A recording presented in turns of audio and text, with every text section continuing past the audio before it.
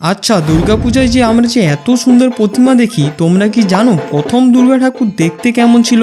আর কেই বা প্রথম এই ঠাকুর তৈরি করেছিলেন?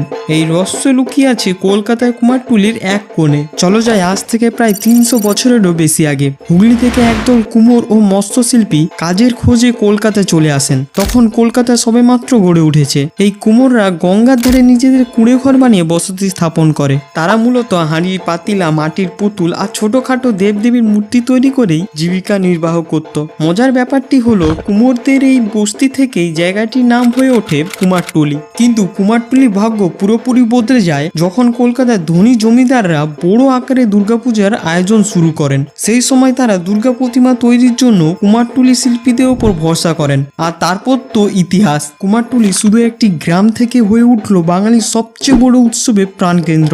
এখানকার শিল্পীরা তাদের হাতের জাদুতে মাটির কাঠামে একটি জীবন্ত শিল্পকর্মে পরিণত করতে শুরু করলেন। এভাবেই কুমারটুলি হয়ে উঠেছে শুধু একটি জায়গা নয়, এটি একটি বাংলার জীবন্ত ইতিহাস। এখানকার প্রতিটি গলি যেন তার নিজের গল্প শোনায়। এই শিল্পীদের পরিশ্রম আর ভালোবাসা ছাড়া দুর্গাপুজো অসম্পূর্ণ।